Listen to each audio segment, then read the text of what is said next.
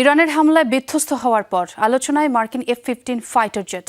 আকাশ এবং ভূমিতে হামলার জন্য ইতিহাসের সফল যুদ্ধ বিমানগুলোর মধ্যে অন্যতম মনে করা হয় এই ফাইটারকে। আধিপত্য বিস্তারের জন্য তৈরি এই যুদ্ধ বিমানে রয়েছে একাধিক সংস্করণ। যুক্তরাষ্ট্রের পাশাপাশি দেশের বিভিন্ন মিত্র দেশের বহরে রয়েছে এই ফাইটার জেট।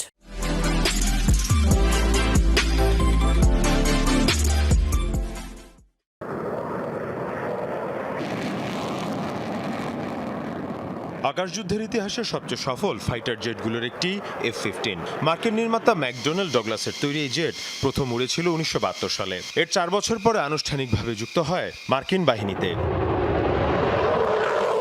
2 ইঞ্জিন বিশিষ্ট এই সুপারসনিক জেটের সর্বোচ্চ গতি ঘন্টায় প্রায় 2650 কিলোমিটার, যা ম্যাক 2.5-এরও বেশি। একবার জ্বালানি ভরলে প্রায় 5500 কিলোমিটার পর্যন্ত মিশন পরিচালনা করতে পারে।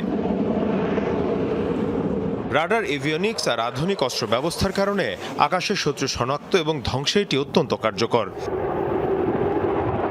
F-15 মূলত এয়ার সুপিরিয়রিটি ফাইটার, অর্থাৎ আকাশে আধিপত্য প্রতিষ্ঠার জন্য তৈরি।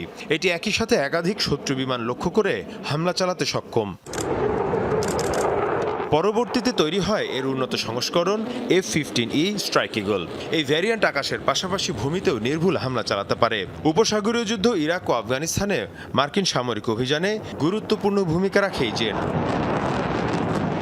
যুক্তরাষ্ট্র ছাড়াও জাপান, ইসরায়েল, সৌদি আরব সহ বেশ কয়েকটি দেশ তাদের বিমান বাহিনীতে ব্যবহার করছে F-50। ইসরায়েলের হাতে এই জেট বহু আকাশযুদ্ধে কার্যকারিতা দেখিয়েছে। সাম্প্রতিক সময়ে যুক্ত হয়েছে আরও আধুনিক সংস্করণ F-15EX। নতুন রাডার, উন্নত ইলেকট্রনিক্স ওয়ারফেয়ার সিস্টেম এবং অধিক অস্ত্র বহনে সক্ষম এই fighter jet. Mir Mushfika Hasan, Jamuna news.